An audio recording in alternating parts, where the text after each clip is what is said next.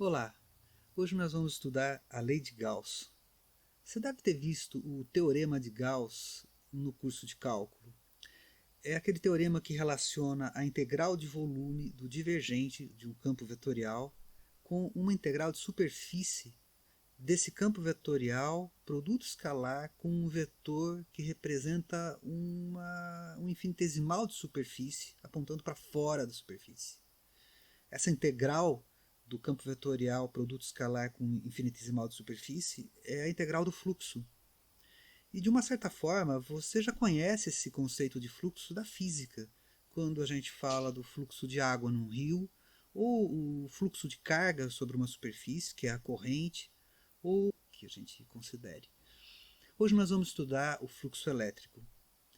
E para algumas pessoas, diz o Feynman nesse livro aqui espetacular, vou deixar mais uma vez o link para vocês, porque eu tirei uma parte do que eu estou falando daqui. Você pode pensar que uma carga elétrica, por exemplo, que tem um campo elétrico ao seu redor, se você calcular o fluxo elétrico, você vai ver que esse fluxo é constante ao redor da carga. Nós vamos deduzir isso daqui a pouco. E imaginar então que é como se a carga espalhasse pelo espaço alguma coisa, que portanto seria distribuída por uma superfície, que é uma superfície de uma esfera ao redor de uma carga elétrica. E como a esfera tem uma área que é 4π vezes r ao quadrado, e o fluxo é constante, você pode imaginar que é como se o campo elétrico espalhasse alguma coisa por essa superfície à medida que você vai se afastando da carga. Não é isso que acontece, porque o campo elétrico não tem nada que a gente saiba que o campo elétrico espalhe. É isso que o Feynman fala no livro. Mas o fluxo elétrico, independente de ele não levar nada para longe da carga, é uma grandeza muito interessante para a gente entender o eletromagnetismo. E nós vamos usar essa grandeza ao longo de todo o nosso estudo sobre eletromagnetismo. Então vamos lá, vamos ver hoje o fluxo elétrico e a lei de Gauss.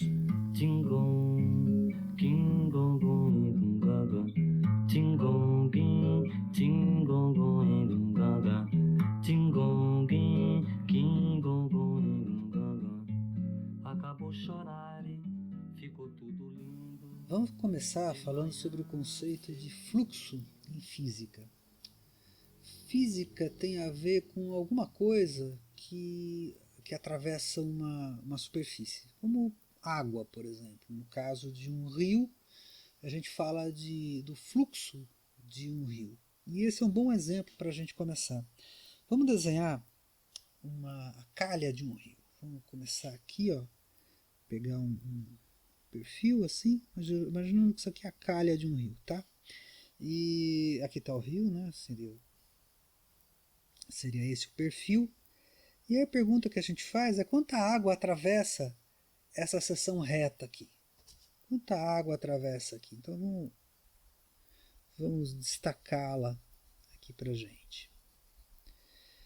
Bom, se a gente sabe quanto que é a velocidade da água e a área dessa superfície, o produto velocidade vezes área, isso aqui é a velocidade está aqui, né? A velocidade está aqui, e essa aqui é a nossa área, o produto do módulo da velocidade vezes a área é uma grandeza que tem unidades de, bom, a velocidade é metros por segundo, a área é metros quadrados, então isso aqui tem unidade de metro cúbico por segundo. Bom, é típico, né, de um rio. Aqui da região, os rios têm fluxos da ordem de 10 metros cúbicos por segundo. Agora, isso eu estou falando quando a gente tem uma velocidade constante, quando a superfície ela é uma superfície perpendicular à direção da velocidade, e fica fácil a gente fazer a conta dizendo que, bom, o produto V vezes A dá o fluxo e ponto final. Mas e se a velocidade ela não for constante ao longo dessa superfície aqui? né, nessa superfície que a gente está marcando, se ela tiver valores diferentes. Ok, vamos fazer uma integral. Então, o que a gente faz? A gente divide essa superfície em muitos pequenos pedacinhos e faz a soma para cada um desses pedacinhos considerados separados. O que der no total vai ser o fluxo que atravessa essa superfície. Então, aqui o que a gente faria seria uma integral, aqui nesse caso, de ds vezes v, assim. E isso daria para mim o meu fluxo. Vou chamar o fluxo de φ maiúsculo. Tá ok. Vamos um passo além. E se eu não tivesse uma superfície reta e sempre perpendicular à direção da velocidade? Aí a gente enfrenta uma situação assim. Vamos pegar um quadradinho desse e estudar o problema. Vamos imaginar que em vez do quadrado estar nessa direção aqui está a velocidade, tá? Assim, a velocidade está aqui. Em vez dessa superfície estar sempre assim, digamos que tem um trecho da superfície que está inclinado um certo ângulo θ aqui, nessa direção.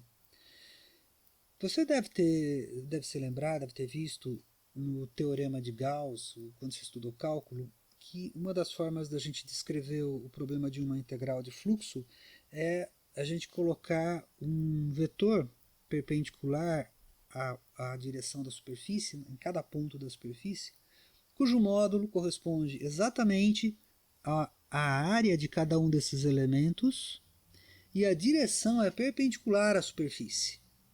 E a gente vai chamar de ds, com vetor, não sem vetor como a gente fez aqui.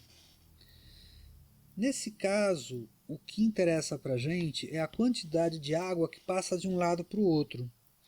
Se você considerar que a velocidade está nesse sentido aqui, então, se eu considerar, olha, esse pedacinho aqui, isso aqui são as linhas de fluxo da velocidade, tá? Aqui assim. A água que passa aqui é a mesma que passa aqui. Só que esse cara aqui é exatamente o cateto adjacente para um triângulo que tem isso aqui como hipotenusa. Portanto, basta multiplicar esse valor de ds aqui pelo cosseno de θ, que eu tenho essa área. E aí eu volto para essa expressão. Ou seja, a quantidade de água que está atravessando aqui é a velocidade, né, que multiplica essa área. E quanto que é essa área? É ds cosseno θ. Daí, ao invés de fazer simplesmente ds vezes v, como o meu ds aponta perpendicular à superfície, e o meu v está na mesma direção de sempre, e esse ângulo aqui é o mesmo ângulo desse, só você fazer algumas contas que você imediatamente verifica que o ângulo é o mesmo, o que eu vou fazer é usar um produto escalar que já me traz um cosseno de θ. E aí, ao invés de ds vezes v, eu vou ter que o meu fluxo vai ser dado por uma integral de ds escalar v. Tá? Então, esse cara aqui pega uma situação muito mais complicada, que seria, por exemplo, uma superfície toda diferente que eu considero aqui na calha do rio, assim, tá vendo? E em vez dela ser reta, ela é toda inclinada, ela pode ter inclinação. Eu desenhei ela aqui com inclinação só na vertical, mas ela pode ter qualquer formato, né? E é isso aqui todo dividido assim em infinitos pedaços menores, e em cada ponto desses o que eu faço é um produto escalar da velocidade vezes o ds. Então, por exemplo, aqui que é bem inclinado, o ds está para cá e a velocidade da água está para cá. É essa integral aqui que define para mim o meu fluxo. Isso é bem intuitivo. Dá uma olhada nessa imagem de um vertedouro da usina de Itaipu. Olha, se eu considerasse o caso 1 que eu estou mostrando agora, com essa linha marcando aí, a quantidade de água que passa na superfície que tem exatamente abaixo dela é exatamente igual, por unidade de tempo, à superfície 2 que eu estou mostrando agora junto com a superfície 1, ou que a superfície 3 que está aí. Ou seja, Se eu disser que por aí passa 100 metros cúbicos de água por segundo, em qualquer um dos três casos, vai ser uns menos 100 metros cúbicos por segundo de água que está passando.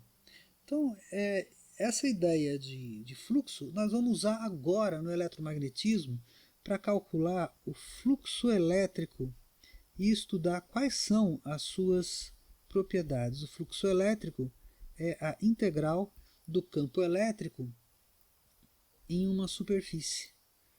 Vamos estudar isso e ver o que acontece. Então, olha, por exemplo, se a gente considerar uma carga pontual, a primeira coisa que nós vamos tentar calcular é, bom, então qual é o fluxo ao redor de uma carga pontual? E esse fluxo eu vou considerar um fluxo numa superfície fechada, tá? Então, vamos ver o que dá. Fluxo numa superfície fechada, de esférica e de raio R. Bom, o campo elétrico em cima dessa superfície de raio R é bem fácil da gente saber quanto é que é. Uma carga pontual é exatamente aquele dado pela lei de Coulomb. Como a carga está no centro do sistema de coordenadas, isso aqui é simplesmente 1 sobre r ao quadrado e o meu versor ou vetor unitário na direção ER, aqui, ó, assim. Se eu vou fazer a integral do fluxo elétrico aqui, o meu ds aponta na mesma direção do campo elétrico. Aqui. Quanto que vale ds em coordenadas esféricas na superfície dessa esfera? Bom, isso daí a gente já falou antes, é r quadrado seno de θ d θ dφ. Então vamos escrever aqui o nosso fluxo elétrico como sendo a integral. Na coordenada φ vai de 0 a 2π, na coordenada θ vai de 0 até π, de 1 sobre 4π epsilon 0, Q1 sobre r ao quadrado, ER do campo, produto escalar com o ds, e o meu ds, ele é o elemento de superfície em coordenadas esféricas, ele é ER, r quadrado, seno de θ, dθ dφ. Eu vou colocar essa grandeza aqui, eu vou colocar o ER em evidência aqui também, porque ele vem daqui, olha. R quadrado, seno de θ, dθ dφ. Ok, isso aqui corta, dá 1, o r quadrado corta com o r quadrado, agora sobra para mim integrar seno de θ dθ dφ. O dφ eu integro primeiro, de 0 a 2π. Então essa integral dá 2π. Então fica aqui, dá 2π. E a segunda integral, a integral de seno de θ dθ, de 0 até π. E isso dá menos cosseno. E isso dá 1 menos 1, que é 2. Portanto, 2 aqui. E fica 1 sobre 4π epsilon 0 vezes Q, corta,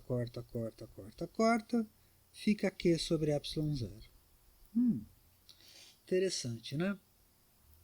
Agora, olha que coisa. Se eu tivesse dividido essa esfera em dois pedaços, assim, olha, um aqui e o outro aqui com um raio diferente. Os dois com a carga Q no centro. Aqui, ó. Com a carga Q no centro. Só que esse daqui com um raio que fosse, por exemplo, R1 e esse aqui com um raio que fosse R2. Dá para fazer essa mesma integral. E em cada região aqui, por exemplo, digamos que essa região fosse em φ de 0 até π, e essa em φ de π até 2π. Isso não afeta o valor de R, seria a mesma integral. A única coisa é que ela seria dividida em duas partes, uma de 0 até π e a outra de π até 2π.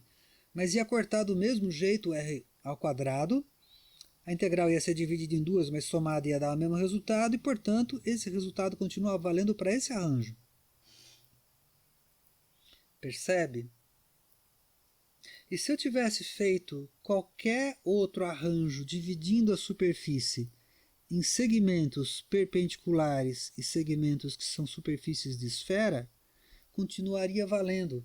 Eu não falei, mas eu vou chamar a atenção disso agora. Nesta região aqui, olha, o produto escalar, como isso aqui é exatamente são raios da esfera, o produto escalar nessas tampas laterais aqui, ó, dá zero, porque é cosseno 90 graus. O campo aponta para cá, a superfície aponta para cá, isso aqui dá 90 graus.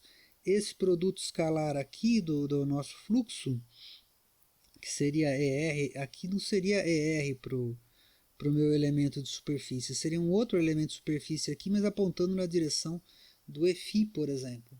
E aí esse produto escalar é perpendicular, né? Você não conseguiria ter um valor diferente de zero aqui. Então não só se eu dividisse em dois, mas se eu dividisse a minha esfera em um monte de segmentos. Então vou pegar aqui, vou tentar desenhar alguma coisa com uma carga aqui no centro, olha. Um monte de segmentos, cada um com um tamanho diferente, mas com o centro na mesma esfera, eu teria a mesma quantidade. Eu poderia dividir isso aqui em infinitos pedaços e formar qualquer superfície. Toda essa superfície entrecortada, com, digamos que eu tivesse uma superfície maluca aqui, completamente assim, mas desde que ela tivesse esses ângulos retos aqui. Mas se não tiver ângulo reto, então como é que fica? Aí a gente volta na história do cosseno. A mesma coisa. O fluxo, no caso o fluxo elétrico, se ao invés de você tiver superfície reta, se tiver uma superfície ligeiramente inclinada, olha aquele mesmo raciocínio. O fluxo que passa pela parte inclinada é igual o fluxo que passa pela parte reta, que é exatamente o cateto adjacente de um produto escalar, de um triângulo retângulo. O fluxo que está atravessando aqui, no caso, é um fluxo elétrico, com um ds para lá. O que atravessa aqui também. Essa área aqui é maior, mas em compensação tem um cosseno de θ aqui. E aí, se eu faço produto escalar, dá certo. Então, esse resultado que tem aqui continua valendo. Olha que interessante, esse resultado continua valendo. Então, o meu fluxo elétrico de uma superfície fechada é Q sobre ε0, e eu vou representar a superfície fechada assim, ó. E escalar ds. Essa é uma definição absolutamente válida. A gente vai trabalhar com ela um pouco mais, com um pouco mais de detalhe agora. Agora eu quero considerar com vocês o caso quando a carga está fora da superfície fechada. Esse desenho que está aí do lado. Olha só como a gente consegue calcular fácil quanto que é o fluxo que sai dessa superfície. Considera um cone com vértice exatamente na carga como está mostrado na figura. Esse cone intercepta o nosso volume em S e em S'. Primeiro vamos lembrar que mesmo que S e S' sejam superfícies que não sejam exatamente perpendiculares à direção do campo elétrico, o produto escalar compensa a diferença de inclinação entre campo e superfície. Você já viu na nossa explicação anterior. E aí, nesse caso, a área S ela é proporcional, diretamente proporcional ao quadrado da distância até a carga Q, assim como a área S'. Mas também o campo elétrico é inversamente proporcional ao quadrado da distância. Então, uma área que é proporcional ao quadrado da distância e um campo que é inversamente proporcional ao quadrado da distância faz com que o fluxo que entra por S seja exatamente o fluxo que sai por S'. E as paredes laterais desse cone, como tem o campo elétrico paralelo com a parede e o vetor ds perpendicular à parede, contribui zero para a nossa integral. Então, a gente pode afirmar que todo o fluxo que entra por S sai por S', e se a gente dividir esse volume em infinitos cones, que nem esse que a gente mostrou agora, nós vamos ver que cada pedacinho da superfície que o fluxo entra tem um outro pedacinho da superfície do outro lado que o fluxo sai. O que significa que todo fluxo que entra sai, o que significa que se a gente fizer a conta de qual é o fluxo total que está saindo dessa figura, está exatamente zero. Isso é muito legal. E vamos agora fazer uma generalização ainda maior do nosso problema. Vejamos. Bom, então o que a gente viu é que seja qual for o formato da nossa superfície, o fluxo que sai dessa superfície, ou seja, a integral sobre a superfície fechada do fluxo elétrico, vai ser sempre igual a carga dividido por ε0. Se a carga estiver dentro, é Q mesmo, do jeito que a gente está marcando aqui. Se a carga estiver do lado de fora, a carga que está dentro é zero. Portanto, essa mesma equação continua valendo. Você lembra na primeira parte que a gente acabou desenhando uma figura qualquer. A gente tinha começado com a carga no centro, mas depois a figura ficou uma figura qualquer. O que significa que a gente pode colocar a carga dentro dessa superfície aonde a gente quiser. Mas tem mais uma coisa. Pelo princípio da superposição, essa mesma situação vale para quantas cargas eu colocar dentro. Então, se eu tiver aqui um número muito grande de cargas, até um certo Qn, com muitas cargas, essa mesma expressão aqui, ela fica igual à carga total. Onde carga total é a soma de todas as cargas que tem dentro da minha superfície. É diretamente pelo teorema da superposição. Se essa expressão aqui vale para uma carga com um campo, para a mesma superfície, vale para qualquer quantidade de cargas, porque a soma das cargas corresponde, do lado esquerdo da equação, à soma dos fluxos. Portanto, a gente tem uma equação equivalente. Mas olha só, se eu for um passo além disso daqui, vai dar um resultado ainda mais interessante. Digamos que eu tenha cargas espalhadas por todo esse volume. E que essas cargas são, na verdade, uma distribuição contínua, que eu divido ela em infinitos pedaços. Seriam infinitos pedaços, não vai dar para desenhar nada parecido, mas você imagina que a gente possa colocar aqui muitos e muitos cubos. E ao invés da gente somar cargas, a gente soma pedacinhos que tem exatamente a carga ρ dV'. Isso aqui é dQ'. Densidade de carga vezes volume é carga. E dQ' é a carga que tem cada um desses pequenos volumes que eu estou desenhando aqui. Tá? Isso aqui, ao invés de uma soma, é uma integral. E no caso, a minha integral seria E escalar ds 1 sobre ε0, a integral da densidade de carga em todo o volume fechado por essa superfície. Em todo o volume fechado por essa superfície. Ocorre que o teorema de Gauss que você estudou no cálculo diz que a integral de superfície do campo vetorial ela é igual à integral de volume do divergente desse mesmo campo. É ou não é? Esse aqui é o teorema de Gauss da matemática. Portanto, se você compara divergente de E com 1 sobre ε0ρ, você conclui que é igual. E aí, dessas duas equações que a gente tem aqui, a gente tira que o divergente de E é igual a densidade de carga sobre ε0. Tá bom, gente? Essa aqui é a lei de Gauss na forma integral, que é representada aqui, e que é representada aqui também, e na forma diferencial, que é representada aqui. Essa forma diferencial, a gente costuma dizer que é uma das 4 equações de Maxwell. É a primeira das 4 equações de Maxwell que a gente está vendo no nosso curso. Eu vou deixar aqui a lei de Gauss nas formas que a gente estudou hoje. Na próxima aula a gente vai aprofundar o conceito de divergente que a gente falou hoje e depois a gente vai fazer alguns exemplos desse módulo aqui, tá bom? Até a próxima.